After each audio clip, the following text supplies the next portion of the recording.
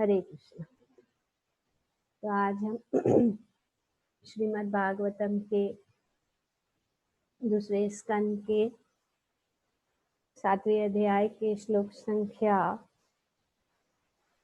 18 को पढ़ रहे और उसको समझने की कोशिश कर रहे।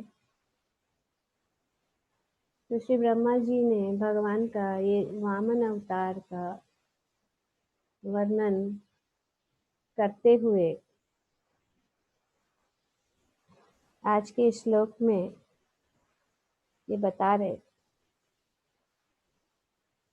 कि अपने सिर पर भगवान के कमल पद प्रक्षालित जल को धारण करने वाले बलि महाराज ने अपने गुरु द्वारा मना किए जाने पर भी अपने वचन के अतिरिक्त मन में अन्य कुछ धारण नहीं किया। श्री ब्रह्मा जी भगवान का ये वामन अवतार जो है 2 श्लोकों में ये दूसरा श्लोक है और कल हमने पढ़ा कि किस प्रकार से श्री वामन देव जो है बलि महाराज के यज्ञशाला में गए और भगवान ने उनको जो ज्ञान दिया वो हमने चर्चा की कल। और बलि महाराज ने उनको बहुत आदर पूर्वक उनका स्वागत किया और उनको कहा कि जो कुछ भी आपको चाहिए आप मुझसे मांगो, मैं आपको दे सकता हूँ। क्योंकि बलि महाराज जो है पूरे ब्रह्मांड के जो है अधिपति बन गए। इंद्र को और देवताओं को अपने अपने जो लोकों से वहां से उनको भाग कर यहाँ वहां घूमना पड़ा। और भगवान जो है अदिति माता के प्रार्थना के कारण अवतारित हुए ताकि देवताओं को जो भी है उनकी संपत्ति वापस मिल जाए। और भगवान ने ये वामन छोटा सा ब्राह्मण बालक का रूप उन्होंने धारण किया और बलि महाराज के यज्ञशाला में गए और बलि महाराज ने उनको कहा कि मैं तुम्हें वचन देता कि तुझे जितना भी चाहिए, तुम्हें 3 पग भूमि चाहिए, ठीक है, मैं तुम्हें 3 पग भूमि देता हूँ। इस प्रकार से भगवान ने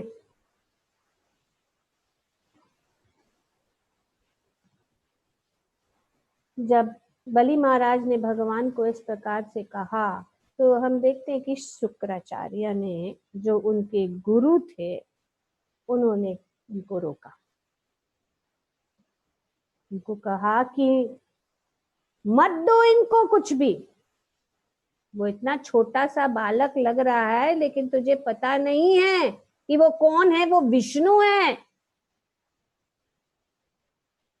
वो तेरा सब कुछ जो है ले लेगा और तुम बिना किसी कुछ चीज से तुम निर्धन हो जाओगे, सब कुछ तेरा वो छीन लेगा। छल है, मत दो। तो इस प्रकार से यहाँ पे हम देख रहे हैं कि बलि महाराज ने कहा कि मैं ऐसा नहीं कर। और कल किसी का प्रश्न भी था कि किस प्रकार से गुरु के आज्ञा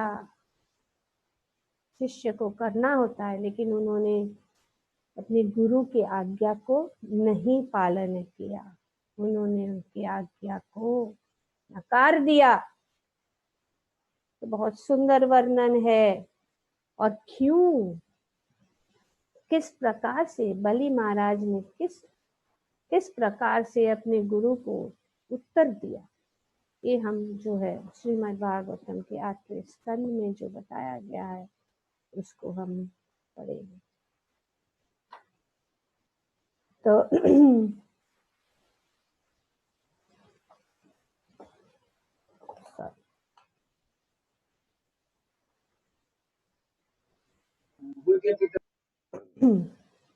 श्री सुखदेव गोस्वामी ने कहा कि राजा परीक्षित, जब बलि महाराज को अपने गुरु एवं कुल पुरोहित शुक्राचार्य ने इस प्रकार सलाह दी तो वे कुछ समय तक चुप रहे और फिर पूर्ण विचार विमर्श के बाद अपने गुरु से इस प्रकार बोले। श्रील प्रभुपाद जी, क्योंकि ये प्रश्न हुआ था, कल किसी ने पूछा कि बलि महाराज ने अपने गुरु के आदेशों का पालन नहीं किया तो ये अपराध है। गुरुमुख पद्म वाक्य चित्ते कोरिय आरना कोरियो मने आशा, और कोई आशा नहीं। तो श्री विश्वनाथ चक्रवर्ती ठाकुर ने टिप्पणी की है कि बलि महाराज इस संवेदनशील बिंदु में मौन रहे। अभी ये बहुत ही कठिन, ये धर्म संकट हो जाता है। बहुत सोचने लगे, वे मौन हो गए और वे सोच के आगे बोले, तुरंत नहीं बोले। वे अपने गुरु शुक्राचार्य के आदेश की अवज्ञा कैसे कर सकते थे। जैसे हम जानते हैं तो ये कथा ऐसी थी कि इंद्र और देवताओं ने गुरु की अवज्ञा की थी और इसीलिए वे अपने पद से गिर गए। अपने गुरु का अपमान करने के कारण जो है वे जो है अपने पद से गिर गए। और बृहस्पति जो देवताओं के गुरु है, उन्होंने कहा कि क्योंकि बलि महाराज और उनके साथी जो अपने गुरु शुक्राचार्य को प्रसन्न कर रहे हैं, इसीलिए गुरु को प्रसन्न करने के कारण उनमें इतनी शक्ति आ गई है और तुम लोग कुछ भी नहीं कर सकते। अभी जो है तुम लोग भाग जाओ,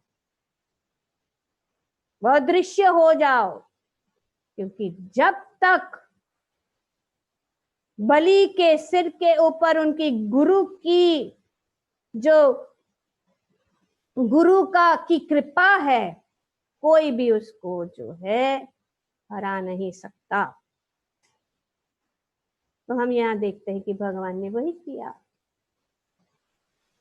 भगवान इसी हेतु गए कि बलि जो है वो अपने गुरु की अवज्ञा करेगा और फिर उसकी शक्ति जो है सब हीन हो जाए। पर यहाँ पे बलि महाराज की अवज्ञा जो है वो अवज्ञा नहीं है, वो भगवान की शरणागति का प्रतीक है कि किस प्रकार से उन्होंने सब कुछ त्याग दिया भगवान को प्रसन्न करने के लिए, भगवान अपना वचन सिद्ध करने के लिए। बलि महाराज जैसे धीर व्यक्ति का कर्तव्य है कि वह अपने गुरु के आदेशों का तुरंत पालन करे, जैसा उन्होंने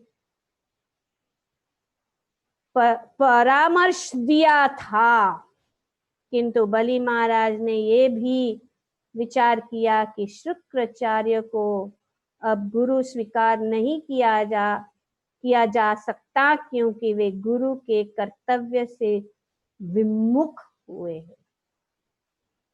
क्यों उन्होंने त्याग दिया? क्योंकि गुरु के कर्तव्य से विमुख हो गए। श्री विश्वनाथ चक्रवर्ती ठाकुर बताते हैं कि शास्त्रों के अनुसार गुरु का कर्तव्य है कि वह अपने शिष्य को वापस अपने घर अर्थात भगवत धाम वापस ले जाए। तो ये गुरु का कर्तव्य। अब यहाँ पे भगवान स्वयं आ रहे हैं। शुक्राचार्य जानते हैं कि ये विष्णु है, भगवान है, उसको कह रहे कि मत दो उसको। तो ऐसा गुरु जो है, जो अपने शिष्य को भगवान से दूर ले जाता है, ऐसे गुरु को त्याग करने से कोई भी हानि नहीं पहुंच सकती। यदि वह ऐसा नहीं कर सकता और उल्टे अपने शिष्य के भगवत धाम वापस जाने में बाधा पहुंचाता है, तो वह गुरु नहीं रह सकता। जो गुरु अपने शिष्य को भगवत धाम वापस जाने में बाधा पहुंचाता है, उसको तुरंत त्याग सकते हैं। गुरु न सस्यात्। यदि कोई अपने शिष्य को कृष्ण भावनामृत में अग्रसर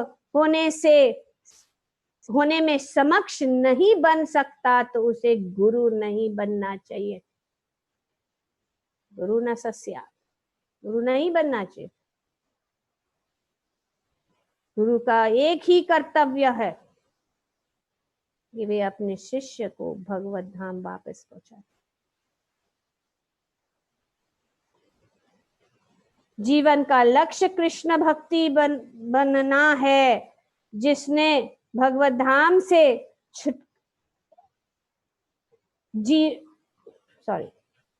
यदि कोई अपने शिष्य को जीवन का लक्ष्य कृष्ण भक्त बनना है, जिससे भव बंधन से छुटकारा प्राप्त किया जा सकता है।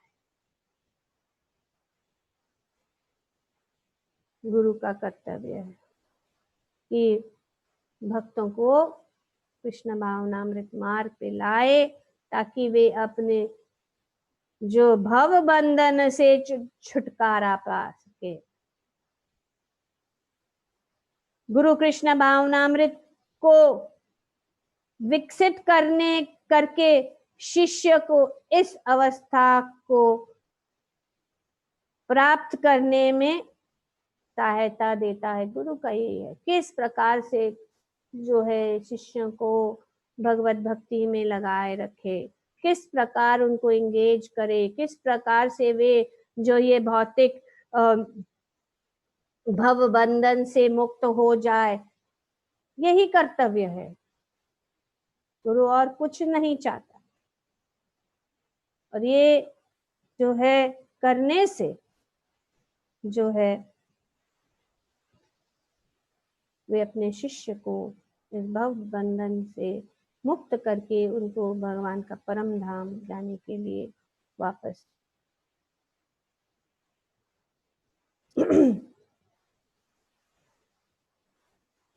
तो निर्णय लिया किसने? बलि महाराज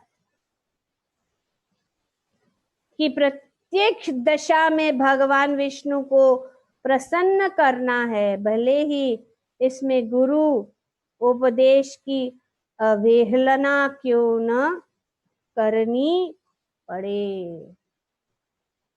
भगवान एक कुरुनंदन हमें सिद्ध समसिद्धि हरितोषणम, जो कुछ भी कार्य हम करते हैं वो हमें सिर्फ भगवान और भगवान को ही प्रसन्न करने के लिए कार्य करना चाहिए, और किसी चीज को नहीं।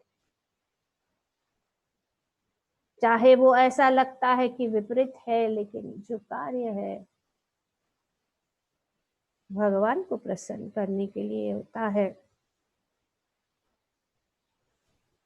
जिसे गुरु माना जाए, किंतु यदि वह विष्णु भक्ति के सिद्धांत के विरुद्ध जाता है, तो उसे गुरु नहीं स्वीकार किया जा सकता है। विश्वनाथ चक्रवर्ती ठाकुर की टीका जो है श्री प्रभुपाद जी अपने तात्पर्य में देते हैं। तो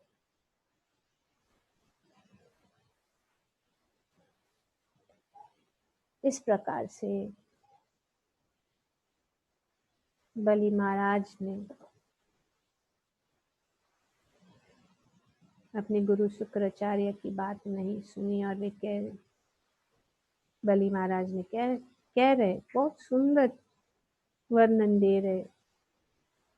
बलि महाराज ने कहा, जैसे कि आप कह चुके हैं मतलब शुक्राचार्य को कह रहे, जो धर्म किसी के आर्थिक विकास, इंद्रिय तृप्ति, यश तथा जीविका के साधन में बाधक नहीं होता, वही गृहस्थ का असली धर्म है। तो इसके पहले बहुत पाठ पढ़ाया शुक्राचार्य ने कि क्यों तुम उनको, अभी तुमने प्रॉमिस किया, नो प्रॉब्लम, प्रॉमिस तोड़ा जा सकता है, कुछ नहीं होगा, बहुत पाठ, वो तो हम वो जो है डिटेल में वर्णन किया गया है 8वें स्कंद। तो कह रहे हैं बलि महाराज की जो आपने बताया वो ठीक है, मैं भी सोचता हूं कि यह धर्म सही है। तो डायरेक्टली नहीं किया, नहीं मैं नहीं करूंगा, उन्होंने कहा कि कुछ जो बातें हैं आपने बताया उनको समझा रहे। इस प्रकार से बलि महाराज, मैं प्रहलाद का पौत्र हूं, जब मैं पहले ही कह चुका हूं कि मैं यह भूमि दान दे दूंगा, तो फिर धन की लालच से मैं अपने वचन से किस तरह विचलित हो सकूंगा। मैं बताया, मैं प्रहलाद महाराज का पौत्र हूं, मैंने उनको वचन दे दिया, लेकिन धन की लालच से मैं ऐसे क्यों मेरे वचन को तोड़। मैं किसी तरह एक सामान्य छल करने वाला का आचरण कर सकता हूं, कैसे कर सकता हूं, और वह भी एक ब्राह्मण के प्रति।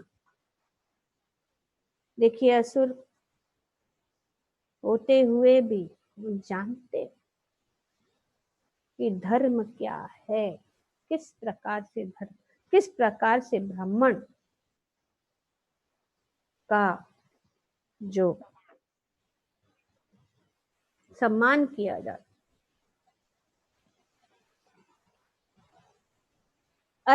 असत्य से बढ़कर पापमय कुछ भी नहीं है, बलि महाराज के। असत्य से बढ़कर पापमय कुछ भी नहीं है। इसी कारण से एक बार माता पृथ्वी ने कहा था, अभी देखिए माता पृथ्वी ने क्या कहा था, मैं किसी भी भारी बोझ को सहन कर सकती हूं, किंतु झूठे व्यक्ति का नहीं।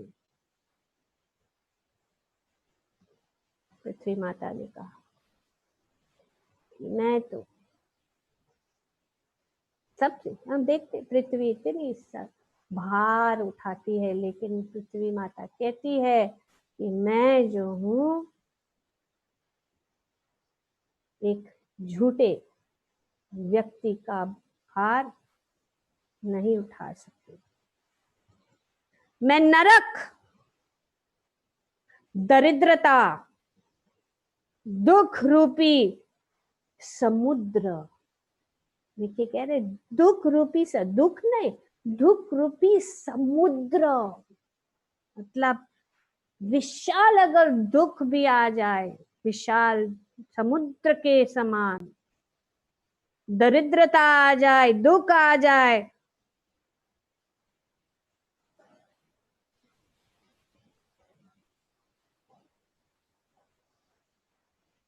समुद्र पदयुक्त होने का या शासक मृत्यु से उनको नहीं डरता जितना मैं एक ब्राह्मण को ठगने से डरता हूं। मैं नहीं डरता हूं किसी से, पर मैं किससे डरता हूं? किससे डरता हूं? मैं डरता हूं एक ब्राह्मण को ठगने। हे प्रभु, आप यह भी देख सकते हैं कि इस संसार का सारा भौतिक ऐश्वर्य उनके स्वामी की मृत्यु के समय निश्चित रूप से विलग्न हो जाता है। ऐसे भी सब कुछ खत्म, एक क्षण में खत्म हो जाता है मृत्यु, सब कुछ हर लेती है। तथैव यदि ब्राह्मण वामन देव दिए गए उपहारों दान से तृप्त नहीं होते तो क्यों न उन्हें उस धन के से तुष्ट कर दिया जाए जो मृत्यु के समय चला जाने वाला है।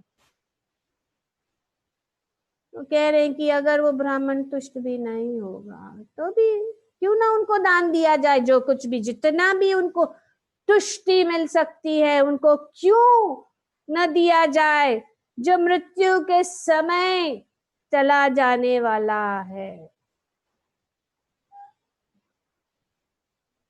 दधीच, शिबी तथा अन्य अनेक महापुरुष जन साधारण के लिए के हेतु अपने प्राणों तक की आहुति देने के इच्छुक थे। इतिहास इसका साक्षी है। तो फिर इस नगण्य भूमि को क्यों न त्याग दिया जाए, इसके लिए गंभीर सोच विचार क्या है? ज्यादा सोचने का क्या है? जो खत्म है देना चाहिए।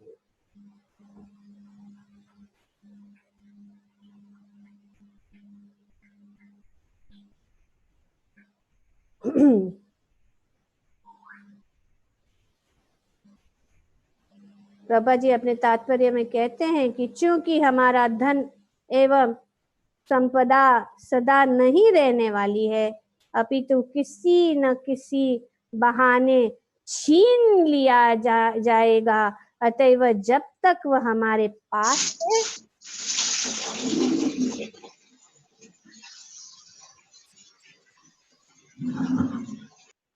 जब तक वे हमारा पास है, श्रेयस्कर यही होगा कि इसका उपयोग किसी कल्याण कार्य के लिए दान देने में किया जाए। तो वैसे भी छीन होने वाला है, तो इसके लिए उसको दे देना उस कल्याण कार्य के लिए। हे ब्राह्मण श्रेष्ठ, निस्संदेह उन महान असुर राजाओं ने इस संसार का भोग किया है जो युद्ध करने के से कभी भी हिचकिताते नहीं है, किंतु कालांत में उनकी कीर्ति के अतिरिक्त उनके पास की हर वस्तु छीन ली गई और वे उसी कीर्ति के बल पर आज भी विद्यमान है। ये कीर्ति सब कुछ छीन लिया जाता, एक ही चीज रह जाएगा, वो है कीर्ति।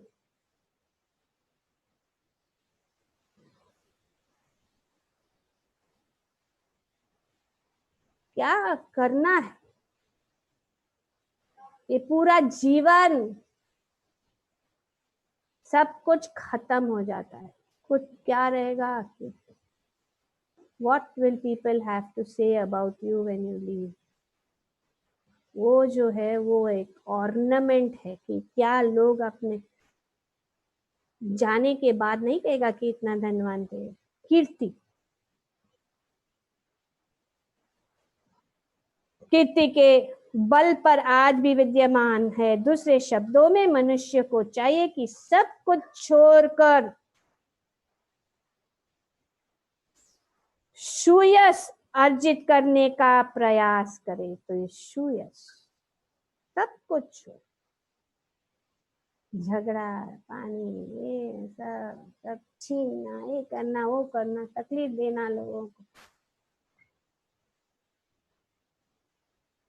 के लिए भक्त प्रसिद्ध है, भक्त प्रसिद्ध, वे संतुष्ट है, अपने आप वो मिल जाता है उनके लिए ये यश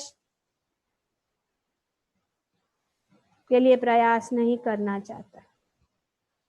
हे ब्राह्मण श्रेष्ठ, ऐसे अनेक लोग हुए हैं जिन्होंने युद्ध में न डरकर युद्ध भूमि में अपने प्राणों की बलि दे दी है, किंतु ऐसा अवसर किसी को विरले ही मिला है जब किसी मनुष्य ने अपने संचित धन किसी ऐसे शुद्ध पुरुष को निष्ठापूर्वक दान किया हो जो तीर्थ स्थल को जन्म देता है।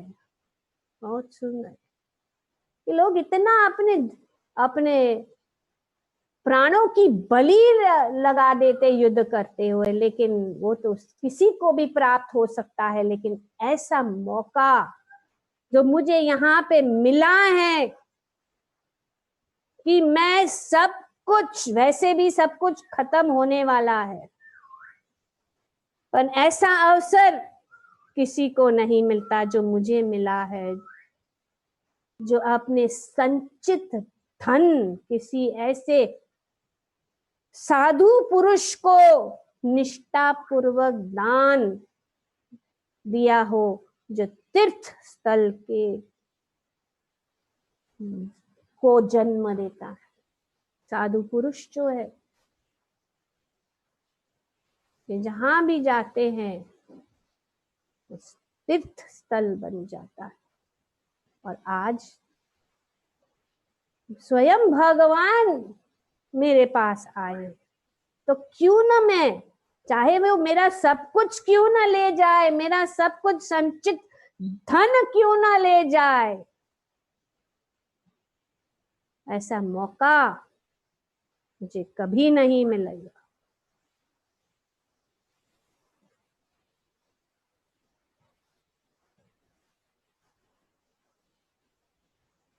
वह दान सात्विक माना जाता है। तो दान का भगवान जो है भगवत गीता में अनेक अनेक प्रकार से दान के विषय, सत्वगुण में दान देना, तमोगुण, रजोगुण, दान भी अनेक अनेक प्रकार के हैं। और भगवत गीता में भगवान बताते हैं कि वह दान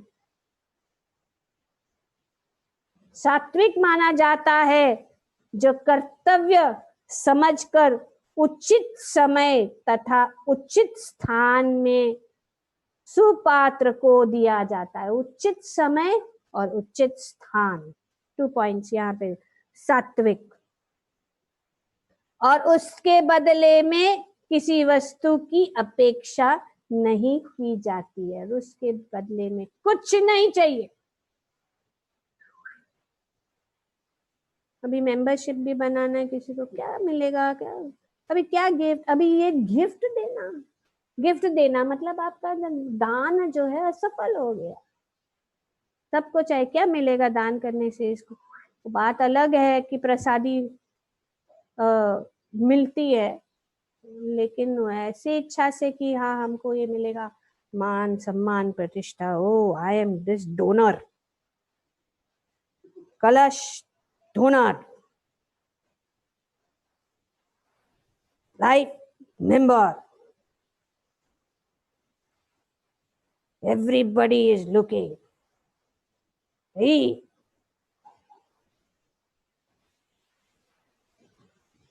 mode of passion and ignorance। इस प्रकार उचित स्थान पर दिया गया दान सात्विक कहलाता है और उचित व्यक्ति को।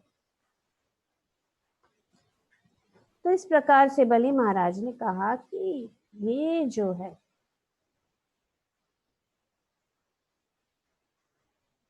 दान देने से उदार तथा दयालु व्यक्ति निस्संदेह और अधिक शुभ बन जाता है। ये हमें पता नहीं है कि दान देने से हम शुभ बन जाते हैं। भगवत गीता में भी भगवान बताते हैं 18वें अध्याय की 2 चीजें हमें नहीं त्यागनी है, दान और तपस्या, क्योंकि वे जो शुद्धात्मा को भी शुद्ध कर देता है। कि भगवान का ऐसा नहीं है कि ऐसे ही बताया गया है कि दान, इनफैक्ट ये तो सबसे इजी है, दान जो है सबसे इजी है। सेवा करने के लिए समय निकालो, आओ, बैठो, करो, सोचो, इतना ठीक है, वो तो भी अच्छा है इंगेज, लेकिन फिर देने से अपने आप को शुद्धिकरण हो जाता है। दान देने से उदार तथा दयालु व्यक्ति निस्संदेह और अधिक शुभ बन जाता है, विशेषतया जब आप जैसे पुरुष को दान देता है। अभी वो शुक्राचार्य को अच्छा कि वो शुद्ध कैसे बन गए बलि महाराज, जब उन्होंने भृगुकुल के ब्राह्मण को प्रसन्न किया। ऐसी परिस्थिति में मुझे इस लघु ब्रह्मचारी को उनका मुंह मांगा दान देना चाहिए।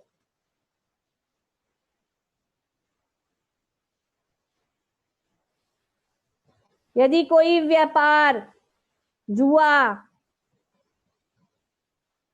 वेश्यागमन या नशा करने के कारण धन गवा देता है और दरिद्र बन जाता है, तो कोई उसकी प्रशंसा नहीं करता। लोग गवाते कितना, अपने व्यवहार में कितना पैसा गवा देते हैं, जुआ में कितना पैसा गवा देते हैं, इस प्रकार से अपने इंद्र तृप्ति के लिए कितना गवा देते हैं, लेकिन कोई उनकी प्रशंसा नहीं करता। किंतु यदि कोई दान में अपनी सारी संपत्ति देकर दरिद्र हो जाता है, तो वह बहुत ही बड़ा व्यक्ति माना जाता है। ये हमारा संस्कृति है। आजकल का कहना ही क्या, लोगों को याद दिलाना पड़ता है कि दान दे दो, नित्य सेवा रोज हर महीने दे दो। हे महामुनि, आप जैसे संत महापुरुष जो कर्मकांड तथा यज्ञ संपन्न करने के वैदिक सिद्धांतों से पूर्णतया भिन्न है, सभी परिस्थितियों में भगवान विष्णु की उपासना करना करते हैं। अतएव वही भगवान विष्णु यहाँ चाहे मुझे वरदान देने के लिए आए हैं या शत्रु के रूप में मुझे दंड देने आए हैं, मेरा कर्तव्य है कि मैं उनके आदेशों का पालन करूं और उनके द्वारा मांगी गई भूमि बिना हिचक के उन्हें दूं। तो यहाँ पे उन्होंने कह दिया कि मैं जो हूं, किसी भी हालत में, चाहे वो मुझे मार दे या मुझे दंड दे, मेरा कर्तव्य है कि मैं उनके आदेशों का पालन करूं और उनके द्वारा मांगी गई भूमि बिना हिचक के, मारो भी राखो भी जो इच्छा तुहार, नित्य दास प्रति ही तुआ अधिकार। श्री भक्ति विनोद ठाकुर कहते हैं, भगवान विष्णु के शरण में जाकर मनुष्य को हर परिस्थिति में उनके आदेशों का पालन करने के लिए तैयार रहना चाहिए, चाहे किसी को मारे या शरण। भगवान विष्णु की पूजा हर परिस्थिति में की जानी चाहिए। बहुत लोग आते हैं और कुछ विपरीत हो जाता है, तो वे सोचते हैं अरे है, चाहे हमें जो इच्छा है वो नहीं मिल रही है, या चाहे हमें सब कुछ मिल रहा है, हम भगवान की सेवा और भगवान की भक्ति को नहीं छोड़ना चाहिए। यद्यपि वे साक्षात विष्णु है, किंतु भयवश उन्होंने मेरे पास भिक्षा मांगने आने के लिए ब्राह्मण का वेश धारण कर रखा है। तो ये अगर वो विष्णु है और मेरे से डर कर रहा होगा, तो शायद उन्होंने ये वेश धारण करके आया। ऐसी परिस्थिति में जब उन्होंने ब्राह्मण रूप धारण कर रखा है, तो वे चाहे धर्म द्वारा मुझे बंदी बनाते हैं या मेरा वध भी कर देते हैं, तब भी मैं उनके बदला नहीं लूंगा, यद्यपि वे मेरे शत्रु हैं। महाजन है बलि महाराज, यहाँ पे सिद्ध कर रहे कि एक असुर भी एक महान आत्मा, महान भक्त हो सकता है। तो प्रहलाद के मंच, यदि यह ब्राह्मण वास्तव में भगवान विष्णु है, जिसकी पूजा वैदिक स्तुतियों द्वारा की जाती है, उत्तम श्लोक भगवान, यहाँ पे वे कह रहे, उन्होंने शब्द यूज किया, उत्तम श्लोक भगवान जिसकी पूजा वैदिक स्तुतियों द्वारा की जाती है, तो वह अपने सर्वव्यापक यश की कभी नहीं छोड़ेंगे। ये विश्वास होना चाहिए कि भगवान अपने यश को, भगवान ऐसा कभी कुछ भी नहीं कर सकते, किसी को हानि पहुंचाने के लिए कभी नहीं कर सकते। आगे बहुत सुंदर बताते कि किस प्रकार भगवान जो है देवताओं को साथ देते हैं, लेकिन वे जो है हम दानवों को के लिए और प्यार है, प्रेम है कि वे हमें दंड देके हमें जो सुधार करवाते।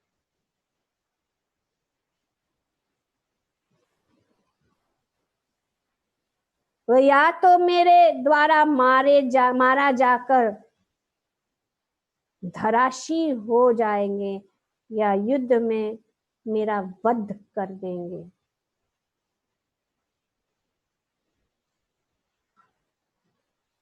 तो कोई भी भगवान को कोई हरा नहीं सकता, ऐसा कुछ भी चीज नहीं है और कोई भी नहीं है जो भगवान को हरा सकता है।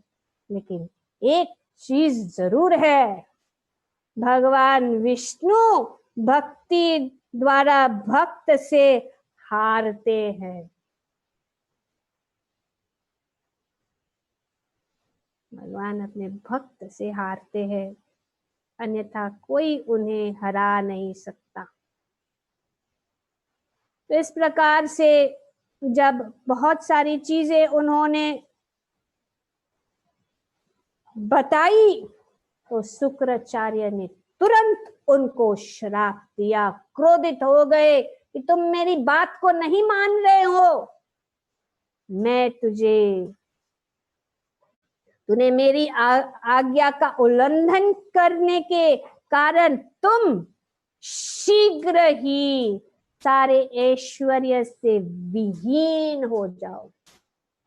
काम हो गया, भगवान का श्राप दे दिया गुरु ने कि तुम सारे जो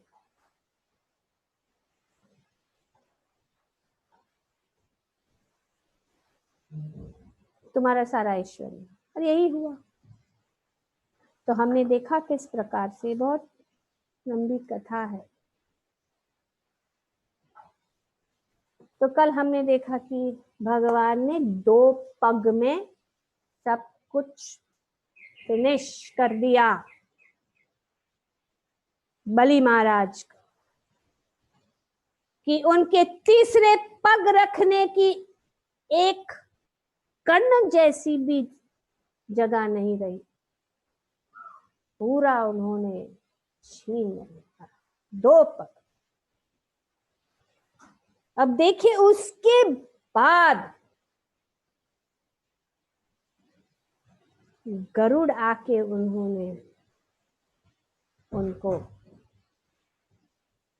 बांध दिया, फिनिश, तुमने प्रॉमिस किया, you could not keep your promise, तुम प्रॉमिस नहीं रख सकते हो, अभी तुम्हें दंड दिया जाएगा, क्योंकि तीसरा पैर के लिए कोई जगह नहीं है।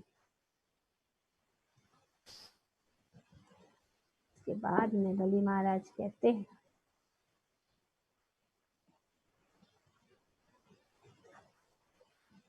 बहुत सुंदर है इस अध्याय के, थोड़ा पेजेस आगे पीछे चले। बलि महाराज ने कहा,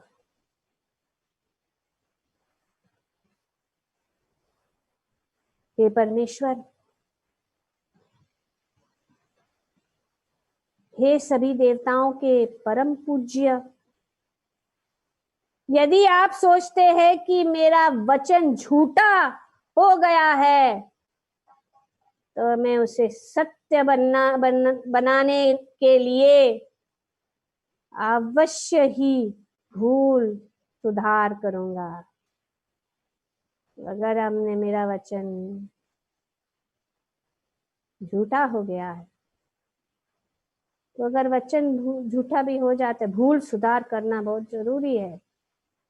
मैं अपने वचन को झूठा नहीं होने दे सकता, अतएव आप कृपा करके अपना तीसरा कमल रूपी पग मेरे सिर के ऊपर रख दीजिए।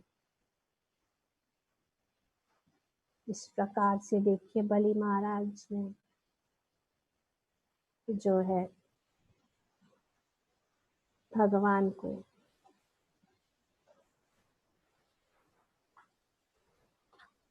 इस प्रकार से कहा और भगवान अति प्रसन्न हो गए। उन्होंने बलि महाराज की प्रशंसा की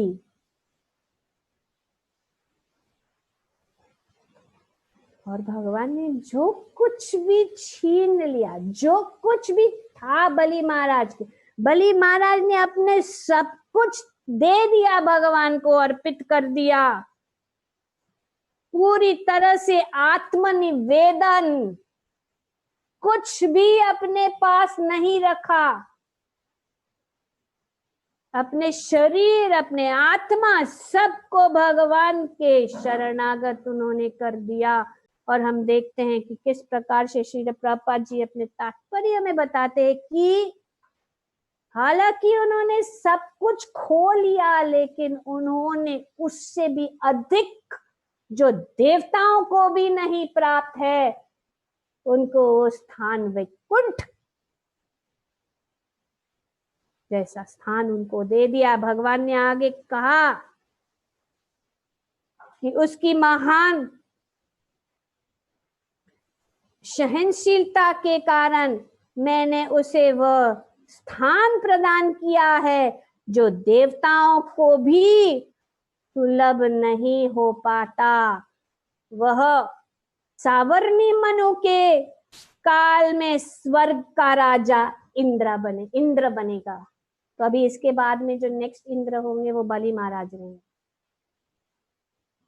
और उसने उनको वही चाहिए था ना, वो इंद्र बनना चाहते थे। भगवान ने उनको बिना मांगे सब कुछ लेके उनको दे दिया, बोले कि तुम जो है अगले कल्प में तुम क्या बनोगे, जब सावर्णी मनु का शासन होगा उस समय तुम इंद्र बनो। जब तक बलि महाराज स्वर्ग के राजा इंद्र का पद प्राप्त नहीं कर लेते तब तक मैं सुतल लोक में रहेंगे, जिससे विश्वकर्मा ने मेरे आदेश से निर्मित किया है। तो जब तक इंद्र, अभी वे कहाँ है, अभी बलि महाराज जो है सुतल लोक, जब तक इंद्र की पदवी, चूंकि उनकी रक्षा मेरे द्वारा विशेष रूप में होती रहे, अतएव यह मानसिक तथा शारीरिक व्याधियों, देखिए भगवान ने क्या बताया, मानसिक तथा शारीरिक व्याधियों, थकान, आलस्य, पराजय तथा अन्य सभी उपद्रवों से मुक्त होंगे। भगवान ने कहा बलि महाराज से, हे बलि महाराज, अब तुम वहां जाकर शांति पूर्वक रह सकते हो। हे बलि महाराज, तुम इस सुतल लोक में जाओ, जिसकी कामना देवता भी करते हैं। वहां अपने मित्रों तथा संबंधियों की संगति में शांति पर पूर्वक रहो, तुम्हारा कल्याण।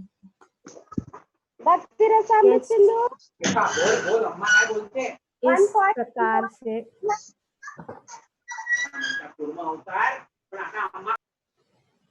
अरे ये सुंदर जो भगवान का ये अवतार,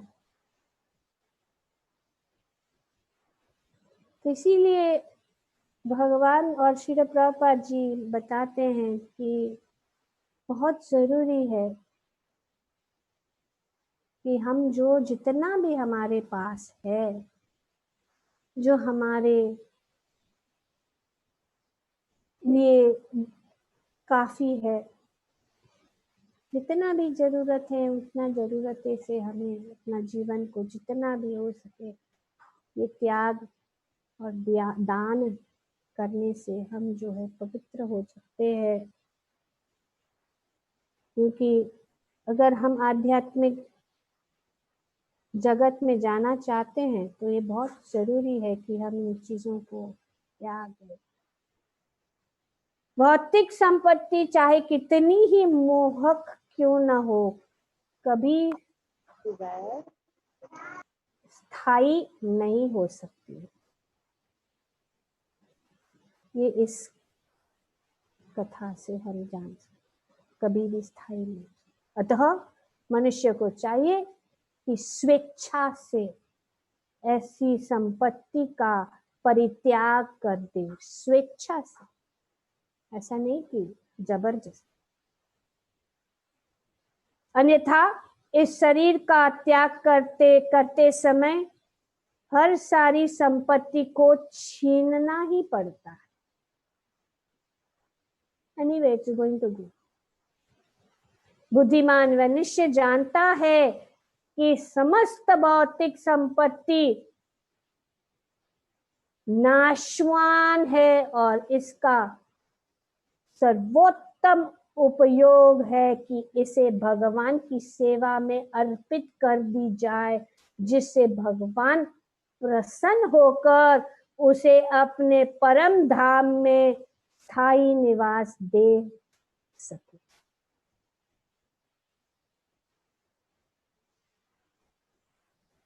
भगवद गीता में बताया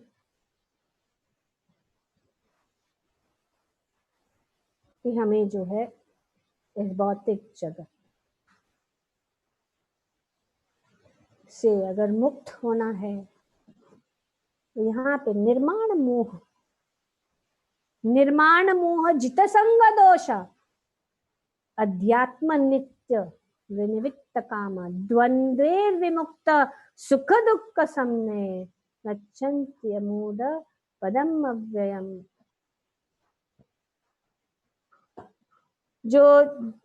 झूठी प्रतिष्ठा, मोह तथा कुसंगति से मुक्त है।